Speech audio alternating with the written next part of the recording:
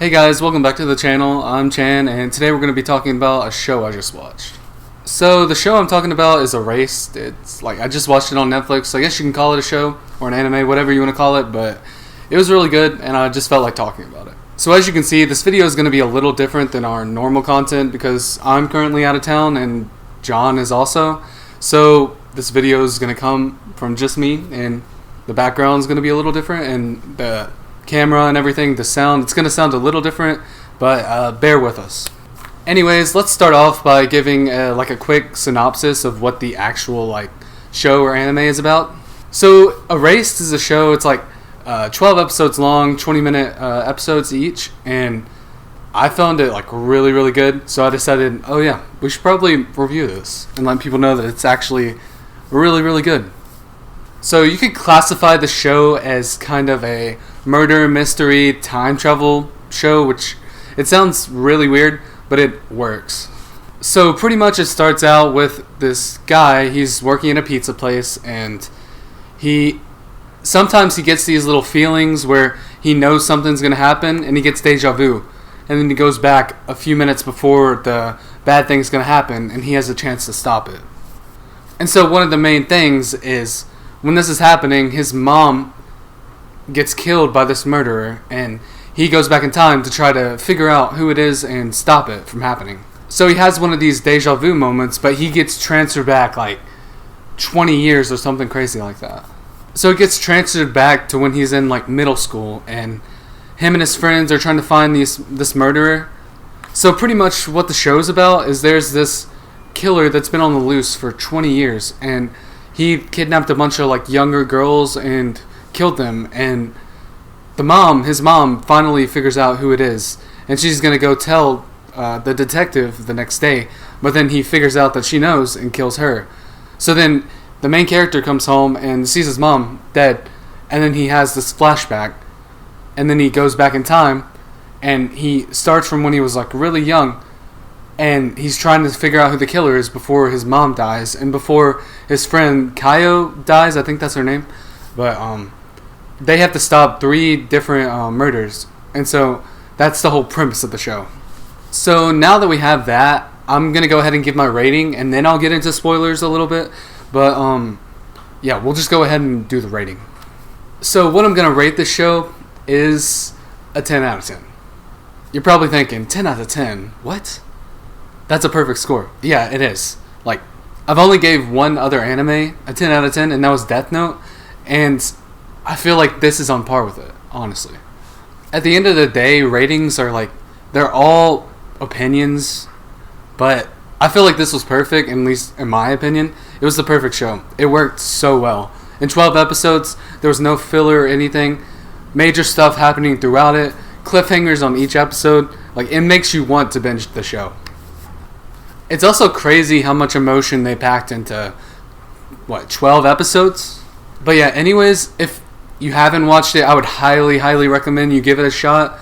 And, of course, that first episode, it's kind of setting stuff up. It can be a little slow. Not really, because it picks up toward the end. But it's kind of giving you the foundation of the actual show. So, you could feel a little slow there. Push through it. It gets so much better. And by the end of the story, you have this massive, story. Yeah. I would highly recommend everyone try this series. I wasn't sure about it at first. The first episode, I thought, okay, this might be decent. It might be mid. But as the show goes on, it gets so good. So pretty much, go watch the show for yourself. Only 12 episodes. You can binge it in a day if you really want to. I did it in about a week, I would say.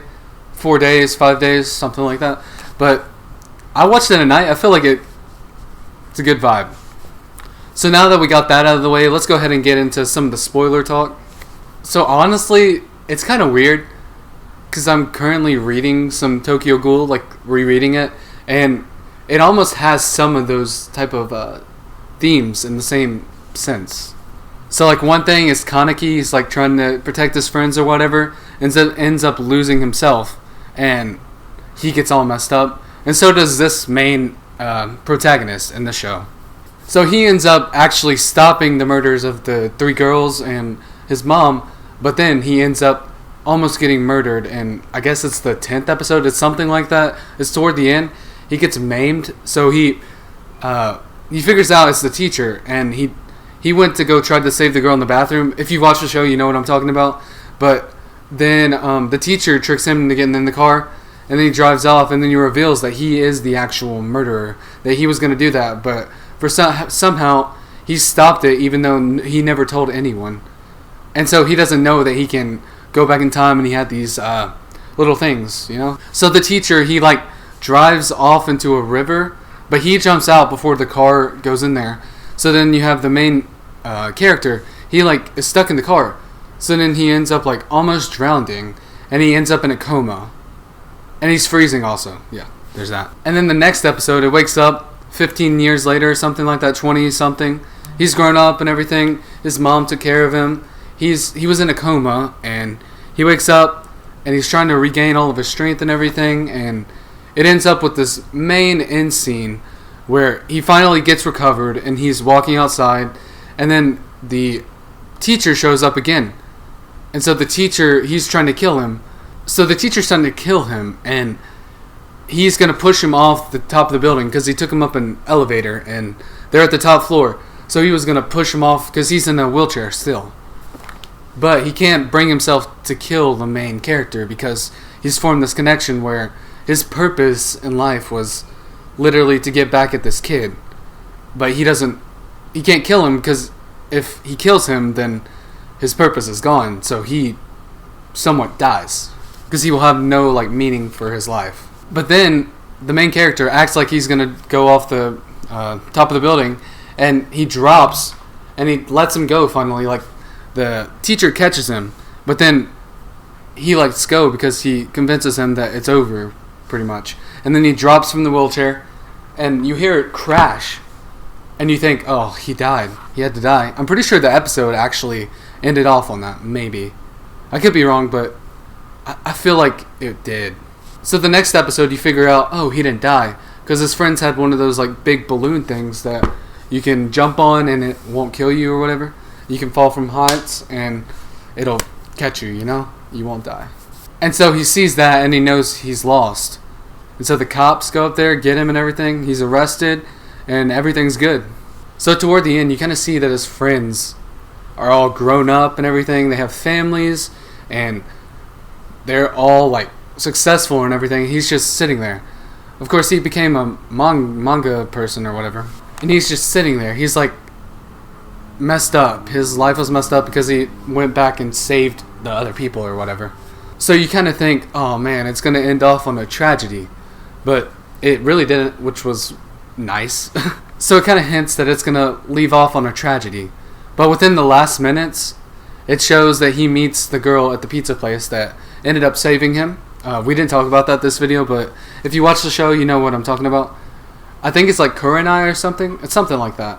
Kiri, I think, something like that. But anyways, yeah, that I felt like that was a really, really good touch because it kind of hinted that, oh, he is going to have a life. Like, oh, they might be together and he might actually, you know, have a decent life after this.